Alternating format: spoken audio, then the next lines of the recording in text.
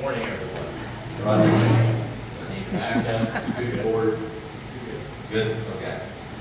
Rodney said I had a loud enough voice, he didn't think I needed the other mic, so we'll go with that. First of all, I just want to thank everybody. What a great opportunity. I always appreciate getting to speak and share what the Lord's done in my life. And always an honor. I hope I bring the Lord honor today and what I bring. Hardest thing I can tell you is when I opened up the bulletin and it says Mayor Mike. Hey kids, 34 years ago when I was in high school, no, I did not think I'd later on become mayor of my community. So I'm telling you, God uses you in many ways and has many turns in our lives, and I'm thankful for it. I hope anything and everything I do brings them honor. Today, what I'd like to speak on is defining moments in our lives. I'm going to share the same message I was asked to share over at the Baptist Church. I shared it with their youth group many years ago, and they had asked me many times to come back and speak to the congregation. And I'd always found a reason not to. I could come up with an excuse other than the one. This message has been shared over many states, over many lunches, and I've been asked to speak at many other churches. And I've always found reasons not to.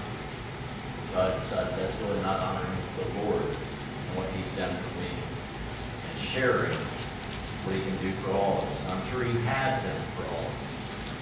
So, and this has to do with our daughter Faith. Many of you that were at the church at the time know a lot of what went on in that time.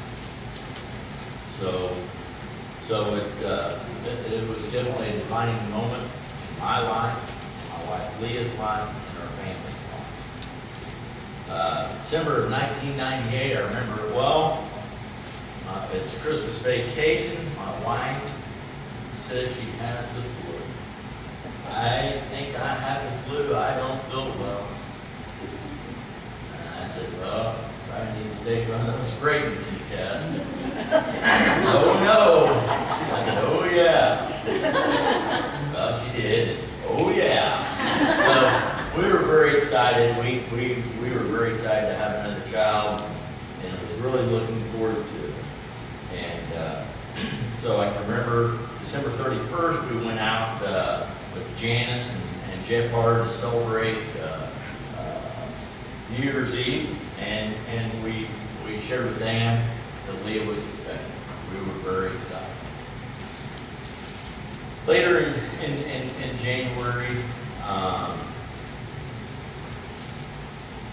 I was told that insurance agent Leah finally went to the doctor, got to confirm that she was pregnant, and the insurance agent called me to let me know that the coverage on the pregnancy we did not have on our insurance,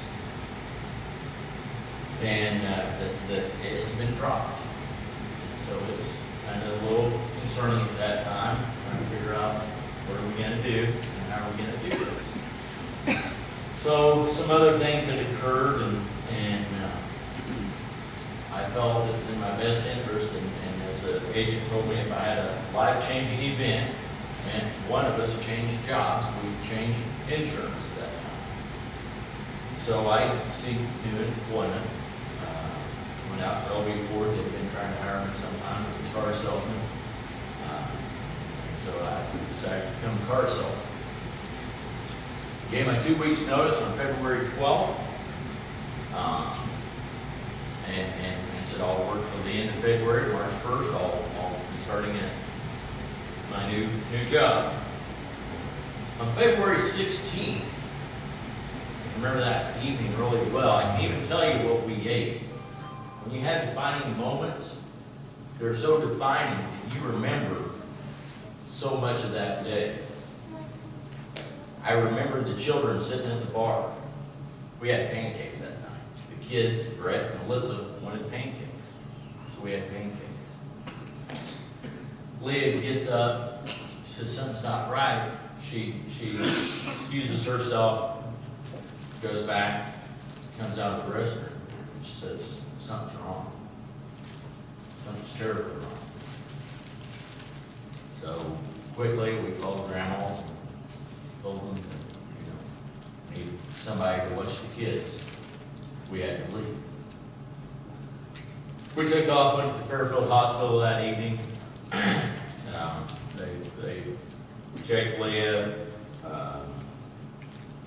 told her, hey, the only thing we can tell you at this time is to go on complete bed rest. We don't know what's going on. So we went home, put Leah on bed rest that evening. Really had no clue yet what was going on. So she was on bed rest. We started having weekly doctor visits. Ruth Ann was very good to drive her to the doctor's visits, and she had weekly sonograms. And unfortunately, I was unable to because one of us had to be working. So we started that, and so the insurance was definitely an issue because we hadn't hit March 1st because our other insurance wasn't going to start until March 1st. But due to the fact that it was a life-threatening event, it didn't matter on the pregnancy. The other insurance went ahead and picked up. And due to me having 2 weeks of vacation left at the end of my time, the other insurance was enacted for the full month of March as well.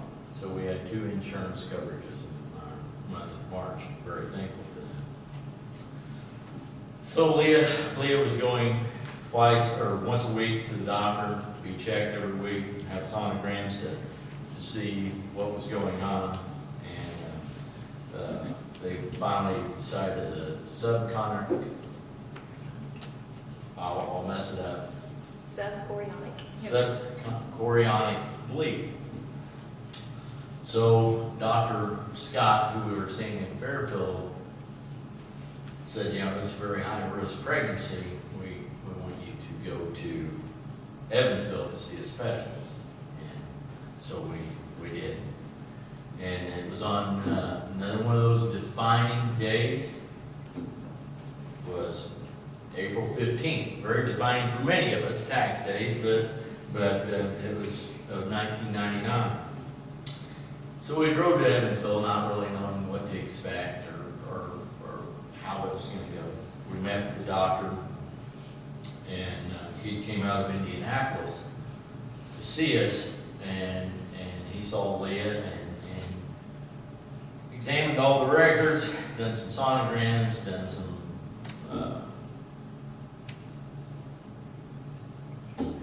steps to see what his thoughts were.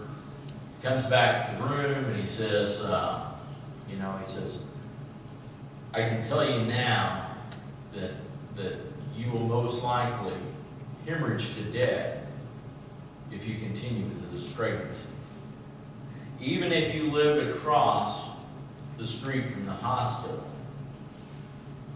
your probability of hemorrhaging to death is very high.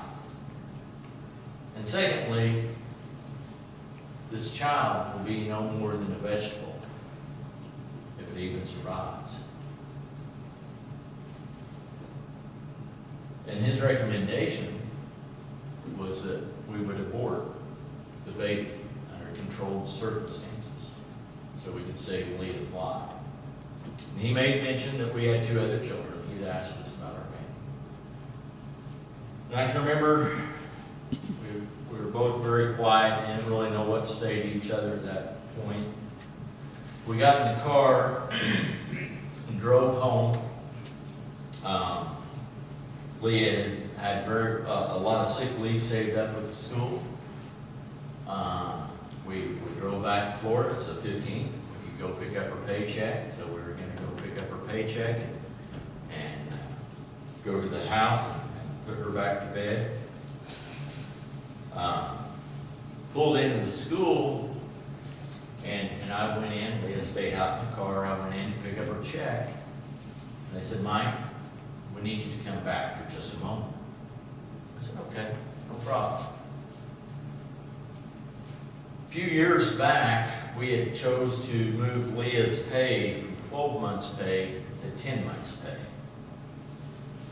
They'd sent us a check that September, and we told them it was wrong. You're overpaying us.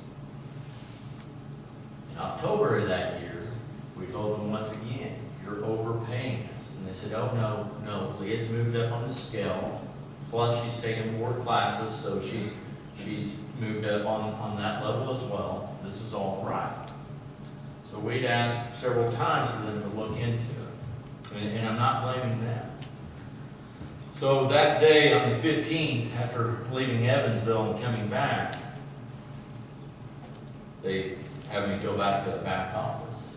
And they said, Mike, we've made a mistake. We have overpaid you guys. You owe us $7,200. So Leah's not going to get a check this month. We went ahead and deducted that amount. And we've taken all the sick leave that she has and applied to it. Okay, I said, hate to ask you this, but we need a check for $860 to keep your insurance active. I said, well, I can tell you what I can do. I can't pay you back the $7,200 today. But I can go home and I can get the check through the insurance and bring back to you. So I left and walked out. Leah was in the car. And she said, well, that took a little while. Everything okay? I don't stress her anymore. Oh yeah, it's fine. It's fine. Let's just go home, get you in bed, and get you taken care of and rest. Took her home. Got the check, took back to the office, and gave it to me. I can remember that night, Leah was laying in bed. I fed the kids supper, and they were still finishing up supper, sitting in the bar. Leah's laying in bed. I still remember going back and laying across the bed and looking at her, talking to her, and asking her, what do you want to do? Without hesitation, Leah says, I'm going to have this child. I said, I support you 110%. She turns to me, she asks me, she says, if anything happens, promise me you'll take great care of the two children I have. And I did. I remember also asking her a question I didn't know if I was ready to ask. I asked her about her spiritual life. She's okay with that. And without hesitation, yes, I am. I don't want to. I don't want to leave this world yet and leave the children. So we made the decision then, no matter what the doctors had told us, that we were going to believe in God to get us through. We made several trips. Leah would go to the doctor. The fluids would drop extremely low. The bleed would get worse. They would send her to Evansville. She would go on over to Evansville. I would be at work. Roseanne took her over there. Pastor Romine, I think, had taken me over there once or twice as well for us. But I can remember the one time it's a call that said, we really think we're going to have to take the baby. And I had left and I went on that trip with her, of course. And on the way over there, it was storming. We were going down Interstate 64. what he's talking about. And we decided at that point in time, this child's name, and we knew by the amount of sonograms we were having that it's a little girl. We decided at that time that her name had to have meaning too. And that's how we came about the name of Faith. Because it's our faith that was going to give this child here. Our faith in God to give us this beautiful child. She'd had, I think that time they had started administering the shots to develop the lungs. And she was in there for about a day, 2 days, and everything came back okay. I was like, you know what? Let's just go home and rest again and see how long we can keep this baby before we have it. Well, Faith's due date was August 21st. And on August 21st, we'd been to the doctor that week, and he says, you know, not went into labor, but August 21st, come back this Saturday morning, and we're going to go ahead and admit you and induce labor. That day was beautiful. Saturday morning, we took off to the hospital, excited because we got there, got her checked in, they started to induce her, everything went just beautiful. I remember Harold and Ruth Ann came down that evening, and they're visiting with us, and then it comes supper time. Harold and Ruth Ann decide they're going to go and get something to eat. Because it's probably going to be a while before this baby's born. They go out, if I remember right, it's to Pizza Hut. And by the time they came back, Faith Elizabeth had been born. A beautiful 8-pound, 6-ounce, 20-inch long little girl. Just beautiful. And Ruth Ann was just so amazed. How did this happen? You can only imagine how Ruth Ann, well, you know, it happened because the good Lord saw fit. When Faith was 2 weeks old, we thought everything was going very well. Well, when Faith was 2 weeks old, she went for a 2-week checkup. And Dr. Jones let Leah know then that there was a heart issue. That he had heard it at birth, but was hoping that it's closed, the valve would close. He was thinking it might be a valve or something. And he's hoping that it would close. And at 2 weeks, he could still tell it had closed. So he suggests that we see a specialist. So we went to Evansville and saw a heart specialist over there. And I can remember the very first visit. He was very good. And he came in. At this point, we still didn't know what was going on. And he said, you know, he talked to us and said, it's very serious. He said, on a scale of 1 to 10, and 10 being the worst, this is a 9. He said, you know, he said, let's just monitor it every month, and we're going to put her on some meds and stuff to try to help this, because we want to get her older before she has to have open heart surgery. This doesn't heal up on its own. She had a very large hole in the upper chamber of the heart. So we started going every month. Well, we had just visited the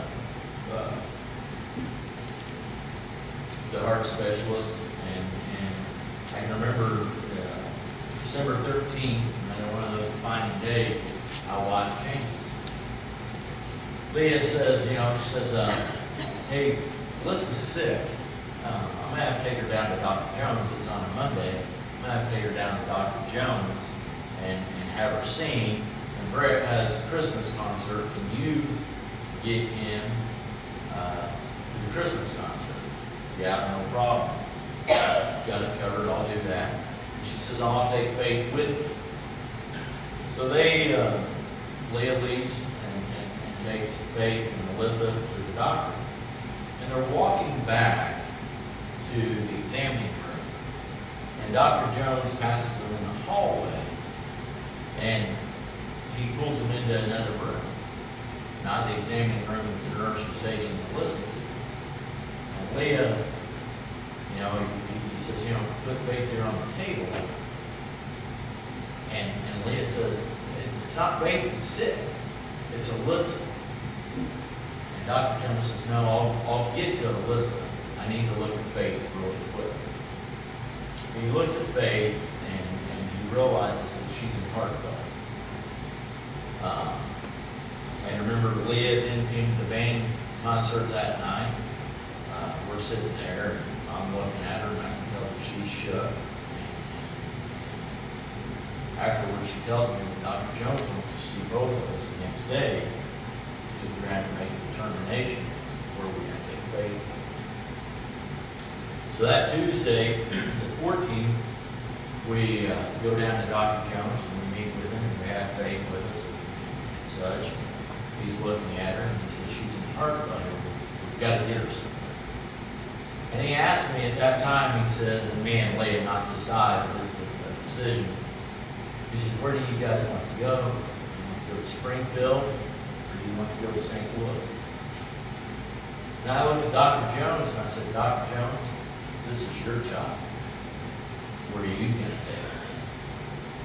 And he looks at me and he says, I go to Indianapolis or Louisville, Kentucky. And I said, well, that's what we're going to do. Well, that's out of your network. And I said to him, I said, I've got one chance to get this right. And I have a lifetime to pay for it. So it doesn't matter to me where we go. It's that we go to the best. And he stated, he said, I want to get her to Indianapolis. I said, okay, get her to Indianapolis. He started making calls. He'd been in his residency there, so he knew a lot of different people up that way. So he started making calls. He called us, hey, I got you guys in. We took off, got the kids packed, took them to the grandparents, got ourselves packed. Did not know what we were going up for.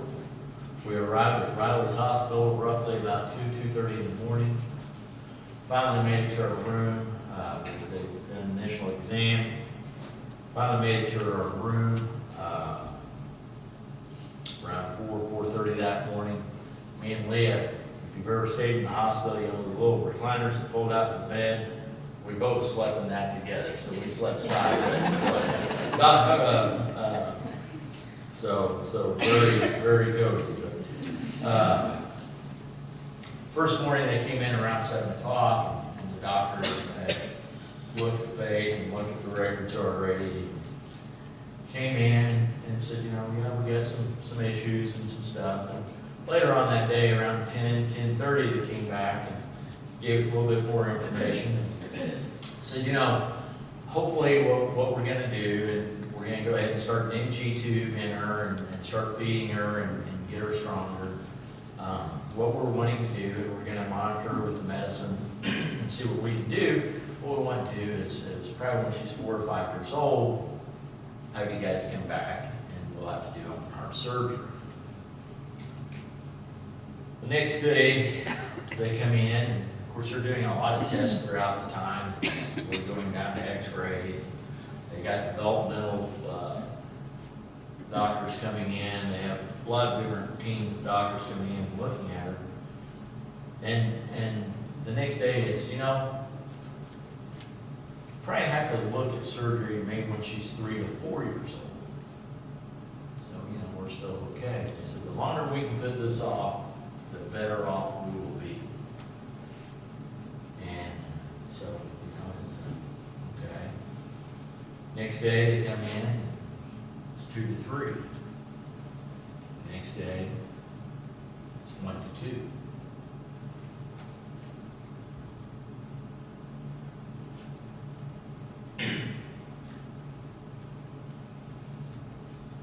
Next day, they come in,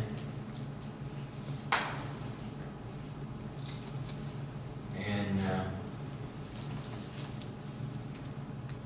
they say, well, I want you guys to go home and have a really nice Christmas. We'll see you back January 19th, or January 18th for open heart surgery for faith.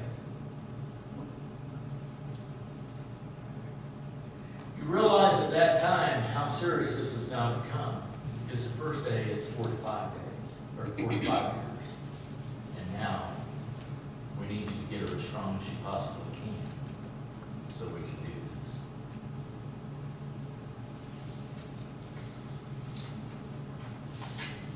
We went home. It was the 19th of December. And another way that God just always provides, I'm going to back up a little bit before this. There'd been a financial struggle on us. And I can remember Alyssa wanted a Barbie greenhouse. And Leah had on the radio. That's when they had the trading post. And there was a family in Sicily that had a Barbie greenhouse for sale. We drove down there that night, and this Barbie greenhouse was like new. Plus it had all the Barbies. They wanted $20. We can do that. And then the little girl says, you know, I've got all these other Barbies, I've got this man, and I've got all this other stuff. And we didn't know what she was going to ask. She said, I'd let you have all that for 10. And so we got Alyssa's birthday, or Christmas that year, for $30. And Brett wanted the drum set. And the Paynes used to go here, and it just so happened that their son was wanting to upgrade his drum set, and he wanted to sell it. And we was able to get Brett his drum set, what he wanted for Christmas. I'm always so thankful for that God provided the need that we had. So, we'll go to January 19th. We get to come home. We've been up at Riley's, we get to come home. Harold and Ruth Ann has brought Brett up there to visit with us. And Alyssa, we got to visit.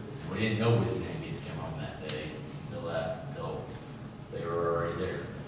We loaded up our little black van, and it's full of balloons and medical stuff and bags and stuff. And we drove home. We were so thankful we were going to get to go home.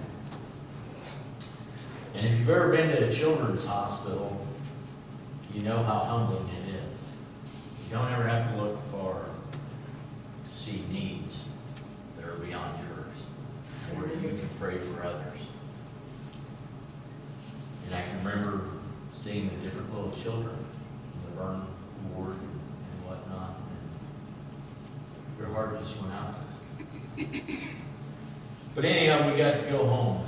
And so it's December 20th. Went back to work.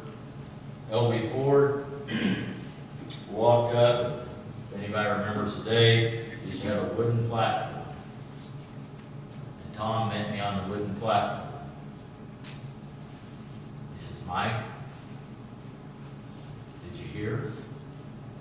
I was like, hear what? I'm thinking that he's going to tell me that Frank Bailey has passed away, who owned LB Ford and owns Hugs and Martin Bailey and Big John's. And I'd worked for Frank when I was with Big John's, got to travel some with the Big John group to set up a new store and some stuff. And Frank was always very good to me, very comical person. But he'd always been very good to me. That wasn't it. Tom says, we're closing. So I don't have a job. He said, we couldn't call you and tell you when you were there, but we're closing. We're done December 31st. So I said, Tom, can I go home for a few minutes? Probably need to tell Leah that I don't have a job. Yeah. Go home. Tell Leah. She He's as supportive as ever. We'll figure this out. We both cry, and we not for sure what we got going forward. Go back to work, and here's a tidbit. You never know what somebody else on the other side is going through. So we should always watch the way we behave to others. I get a call, and at that time, the service manager had walked out, so I become the service manager. I still doing some of the car sales and such. And so I got a call. It's a friend, person I know, a friend, I'd call him a friend, on the other end. And they seemed upset. What are we going to do? Now what are you going to do? I was like, wow. Telling me, I don't know what I'm going to do. I said, I don't know. I said, I can't believe it. I said, my child's going to have heart surgery on the 18th, and I just lost my job in closing. I don't know what I'm going to do. And dead silence over the phone. And I said to him, I said, are you still there? Yeah. I said, and he says, I'm so sorry. I didn't know. I said, well, what were you talking about? He said, really, what I was talking about was real irrelevant. He says, I was calling to complain that my door regulator didn't come in from my bank. He said, you just put life in perspective. You know, when we're at McDonald's and they mess up our order or wherever, I'm not picking on any one location or whatever, a lot of times we really don't know what events that someone else is dealing with in their life.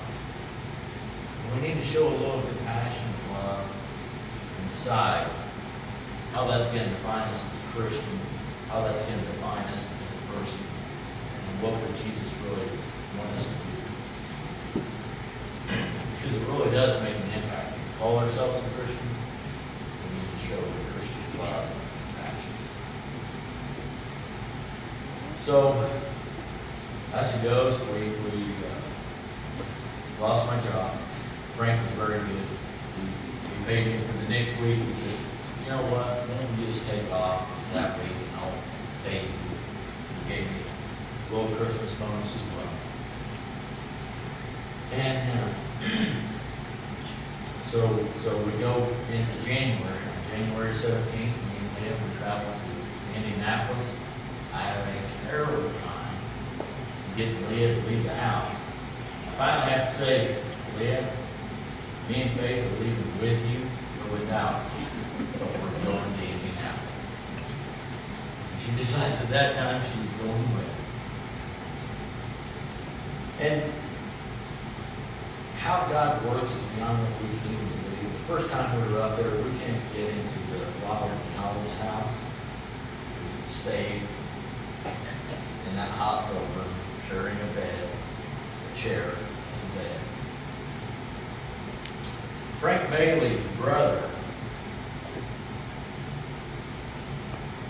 was on the board at Bradley's hospital.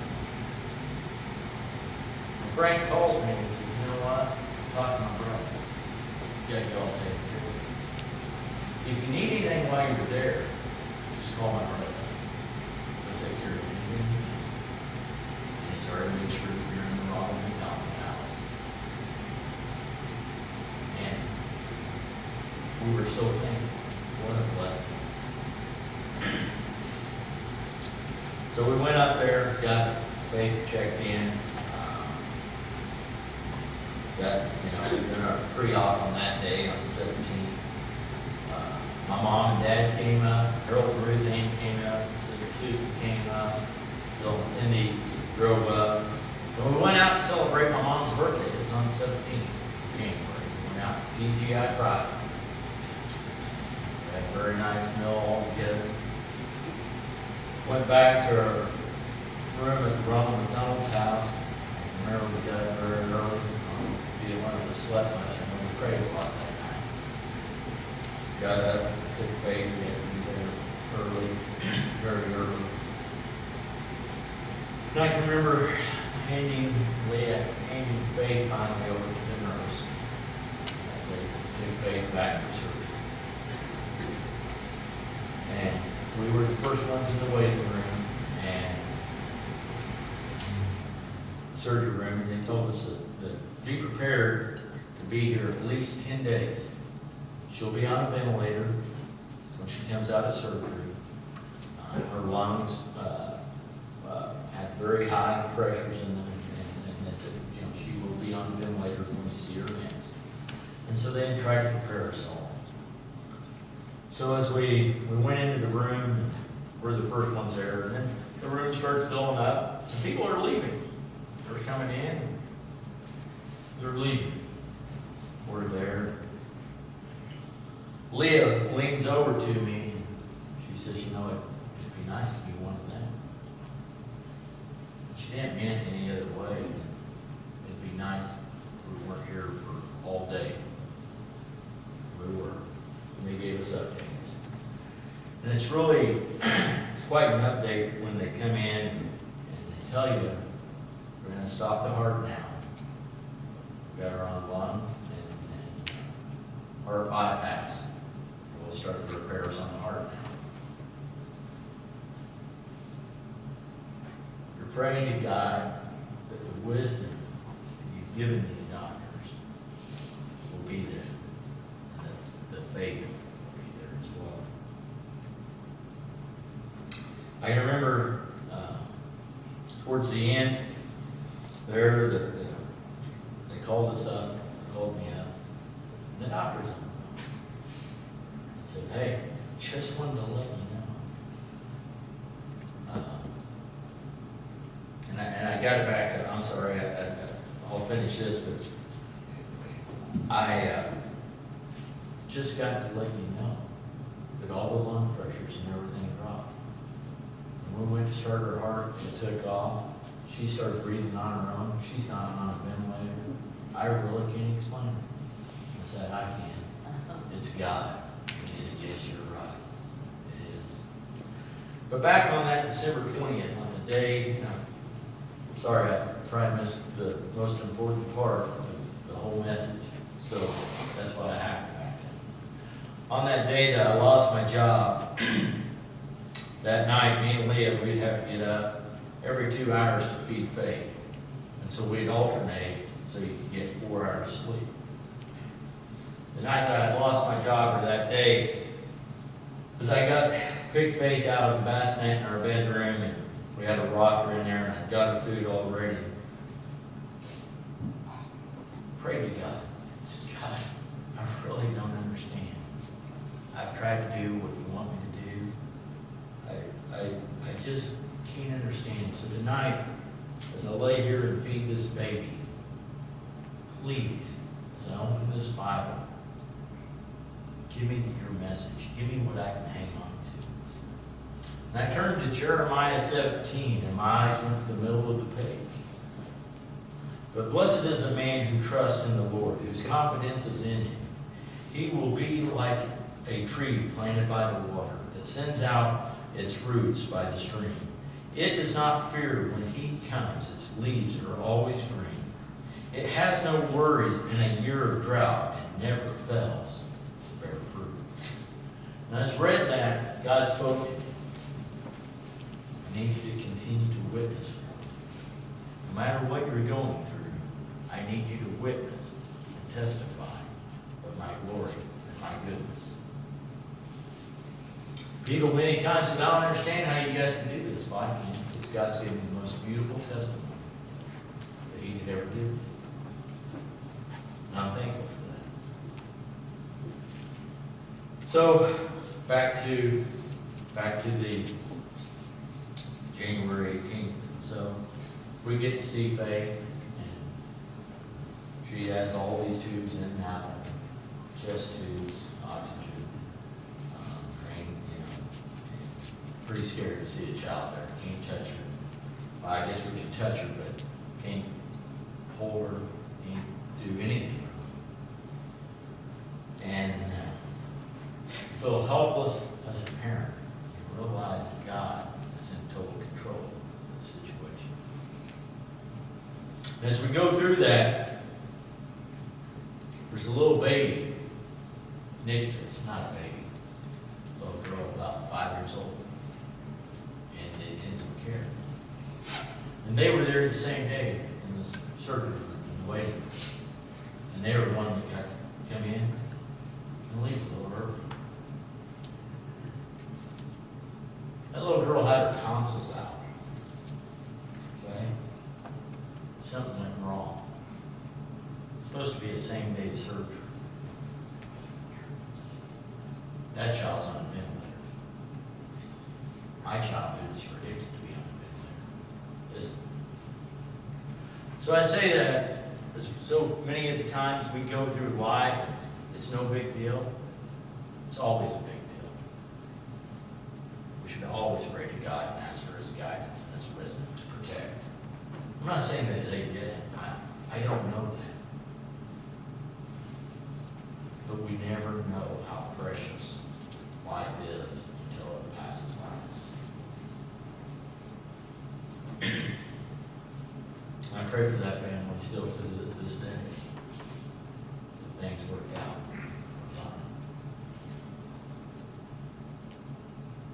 We were on that ward for a few days. Faith's doing really good. And they moved us to the cancer ward, the next cleanest spot in the hospital. Once again, you need to be humble. If you think you have problems, that's humble. You walk through those doors. You see these little children that are in this cancer ward. They don't get to go outside the doors. And they're playing with their remote control race cars up and down the hallways. Those faces you don't forget. You pray for them. You pray for the family. I was pretty sure at that time my child was going to get to go home. I can also say, I'm sure some of those children may not have got to go home.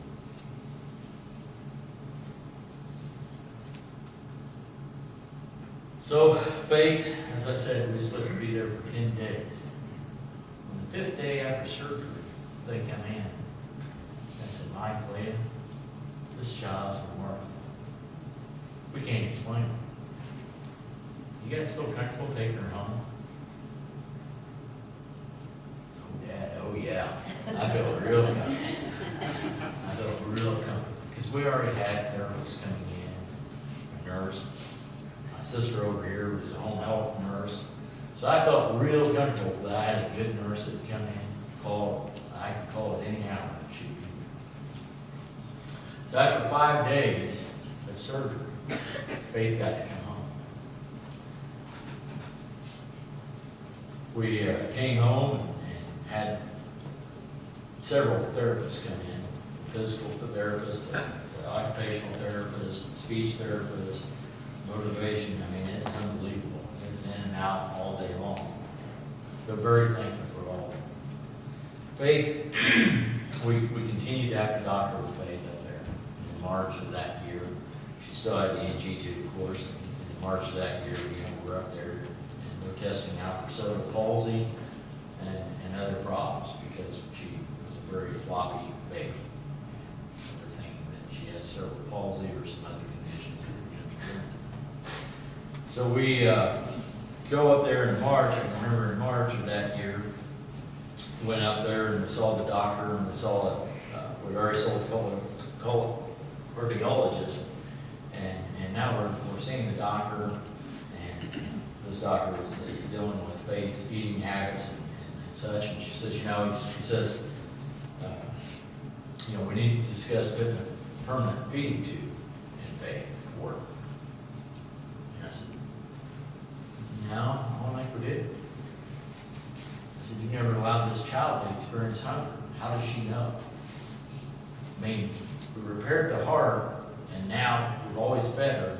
When are we going to let her try to experience hunger and feed her? I remember, Lee can testify, well, Mr. Stanford, we see these type of children every day. come to grips with it. But go ahead and go down to X-ray and get this done and such, and we'll come back up and we'll discuss it. Me and Leah, we're going down to X-ray. Me and Leah's really not agreeing. You know, I'm a little headstrong. If anybody knows me, I'm a little determined. Leah, she's a good soldier. She will do what you ask. And Faith sneezes out the NG tube. As we're walking down to there, and I said, there's my sign from God, that NG tube's not going back down. This child will leave. We go back up, they want to know, did you guys take the NG tube out? Nope. She done that all on her own. She sneezed and it came out. And, you know, they said, well, we'll try it. We got a nurse coming in all the time and such, but we'll try it. And I said, you know, you guys don't understand. I don't have anything else to do. I'm unemployed. I don't have a job. If it takes me all day to feed this baby, so be it. That's what God's called me to do.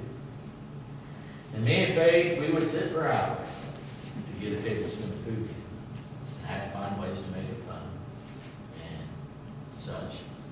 And we did. And I can still remember, and Lee can probably remember the day that they called me. And it's a good thing that Indianapolis is a nice long drive, 3.5-hour drive.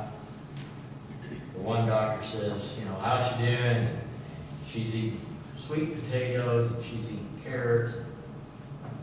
Not probably everything they wanted to eat, but she's eating. And we put all kinds of butter, calorie boosters and such in.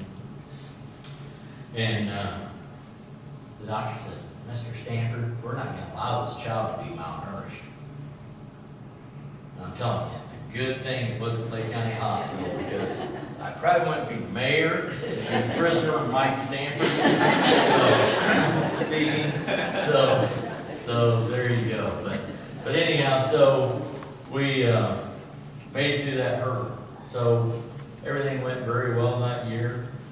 Comes May, I've decided, and I've already talked to God, I've been telling God what I'm going to do. I'm not going to go into cells ever again, God. I'm done with cells. I'm not doing cells again. I'm over it. I'm going to do something else. So, Leah's getting ready to come home. I been talking to 3 companies, got down to 2 companies, not doing cells. And they've been bidding each other up all week, and I'm like, oh, well, boy, this is going to turn out bad because they're both going to end up dropping me. And that wasn't the problem. I was really trying to decide which one was going to be the best to take. And it's a Friday evening, and I tell Leah, I said, hey, I'm going to go out for a drive. She got home from school.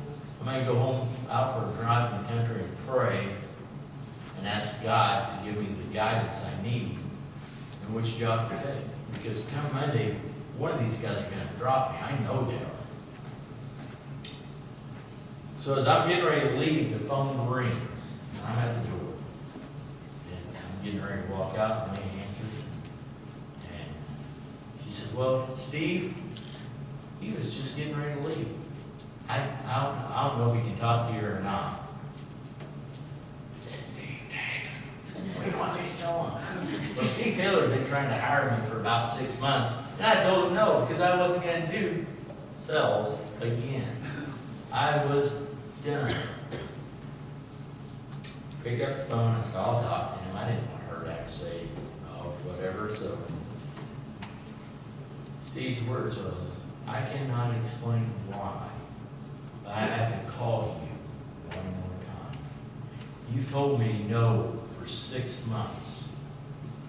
For some reason, I felt like I needed to call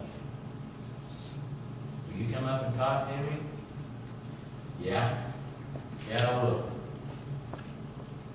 Hang up the phone. Leah says, what are you doing? Going to work for Steve Taylor? What are you doing? Don't know. How much is he paying you? Don't know. Hope he'll tell you that after I leave his office. So that's how I went to work for Steve Taylor, because I felt like God had called me there. I can remember my sister Debbie Me and Debbie talked quite a bit. When I was working for Steve, we bought the Fairfield location as well. Got to minister a lot there to a lot of people. Debbie, when I first went with that, said, hey, she said, you know, God gave you a 30-mile territory. What are you going to do? When we bought Fairfield, God gave you a 60-mile territory. What are you going to do with it? And I always rang true, because there's a lot of times when I seen customers, and I got to witness and talk to them, and share with them, pray with them, pray for them. So that kind of, you know, so we went to work for Steve, March of that year, and this would have been of 2000. Of course, we made it to the Y2Ks here, right? So life was good and it went on. Anyway, it's going up to Indianapolis. Faith is supposed to be dismissed of having to see the heart doctor quite so often. And we're there, and the Steve owns the Ramada, and he's able to get us motel vouchers for $20 a night up there. And so me and Faith and Leah were going up there, we're going to see the visit, and that would mean that we'd only have to come up every 6 months. And we were excited, because that was going to be great news. And we go up there, and we're going to spend the night, we're going to go out for a nice meal, we're going to celebrate after we get this great news. We go in, and they do all the tests on Faith, and then the doctor comes in. And she starts asking us a lot of questions about Faith, about, has she been sick, is this, and this. We're really thinking it's routine questions. Then, as you all know, if it's ever went through something like this, it's like being in a tunnel. You can't describe it. The way the movies kind of do sometimes, it's kind of that way. They tell us Faith is back into heart failure. They can't explain it. They don't know why. This doesn't happen.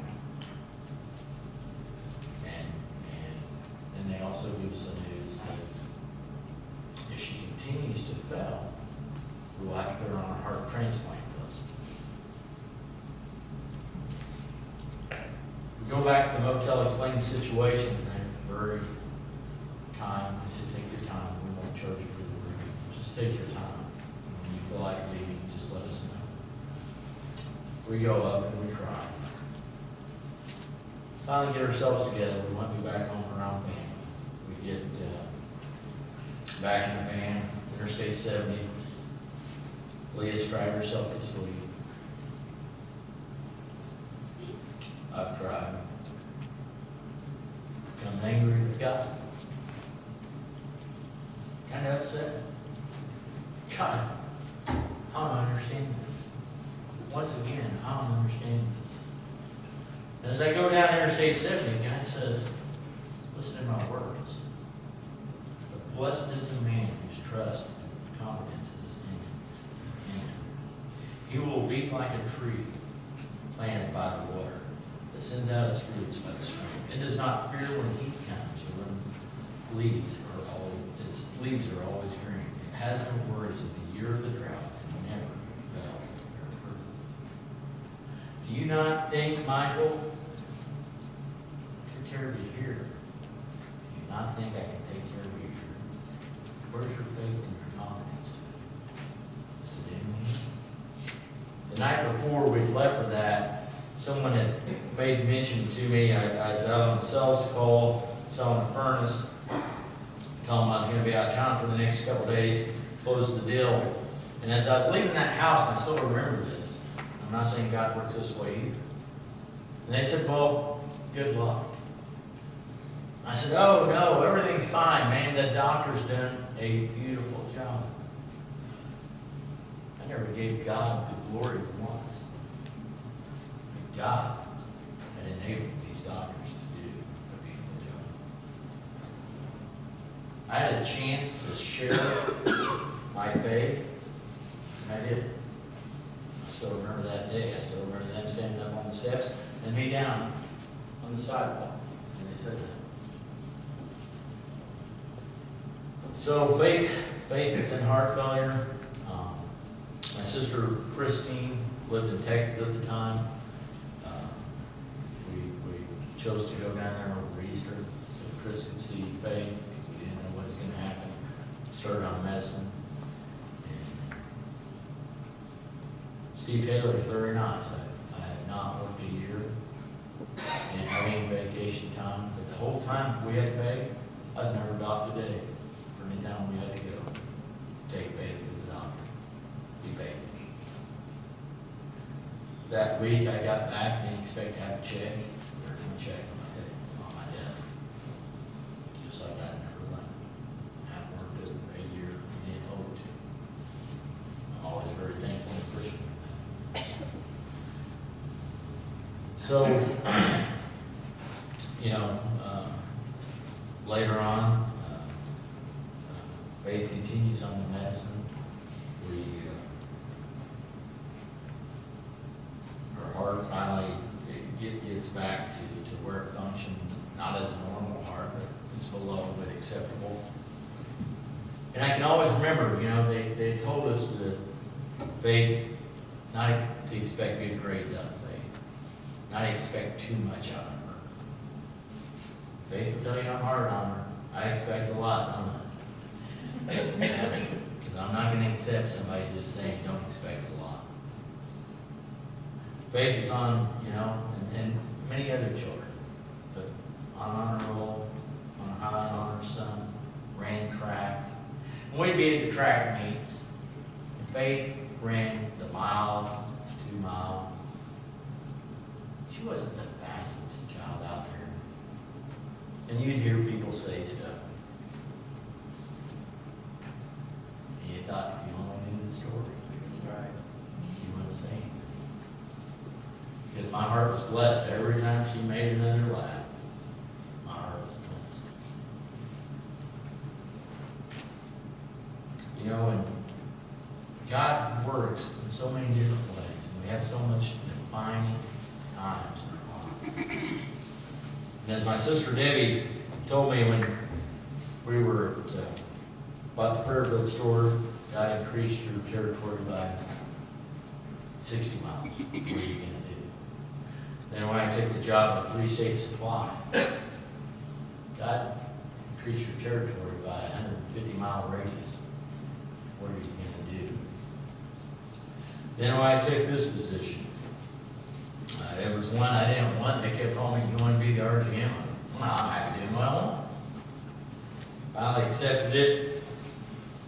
Debbie's first words was, God's increased your territory by states. What are you going to do with it? So I've got to share this testimony and other parts of Scriptures with many people. And what a blessing it's been. So, in closing, I'm so thankful that I've got to share with you a little bit of what's going on in our lives, the blessings God has put on us, the testimony He delivered to us, the testimony I've got to share throughout states, the opportunities I've had to pray with people in different states, and co-workers. They will tell you, they'll call me and pray. I'm thankful for that. But always ask yourself, God has gave you this. What are you going to do with it? How are you going to honor God today? Very thankful. There's very many people here in the church that was very helpful in our time of need. I thank you for that. Marie and Lenny, I didn't speak to you before. You'll never know how much strength we've drawn from you.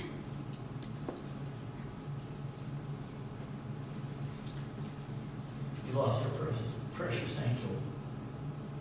That summer. We had faith. And as tough as it was, we were always saying, you know what? We know there's an angel of God's up there that will watch over faith before we need it. Drawing a lot of strength from Dennis and Shirley. Over the years. It's a shame we've never shared how much strength we've got from one another. But there's many times. I see the Warrens back here. You probably now ain't remember what you said to me one day. But after that second heart failure of faith,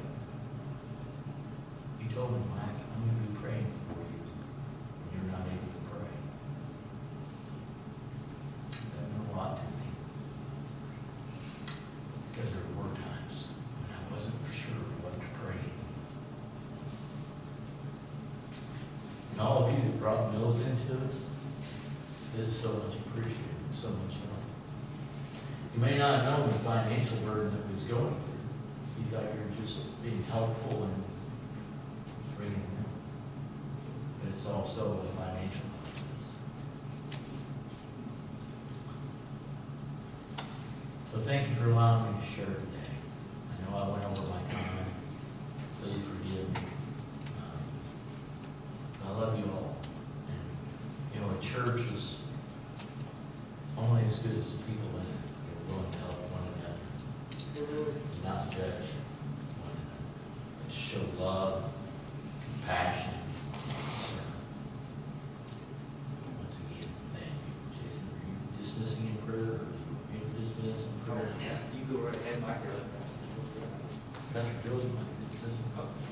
There, we only got 15 minutes for Sunday school, so we'll just dismiss from here. Okay. All right. Sorry, all. Nice thing is, all Sunday school teachers, you have your lessons for next week. So get a break. Don't worry, it's all on me.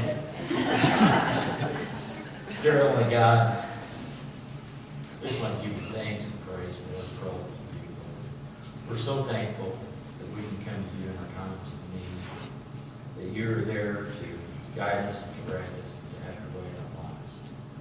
We just ask you to be with each and every one of us today. Put a protective hand on us. Let us go into the world today and this next week looking for opportunities to share with the world the good news. Lord, we're so thankful that you love us, you're there for us, you have compassion, care, that you have grace upon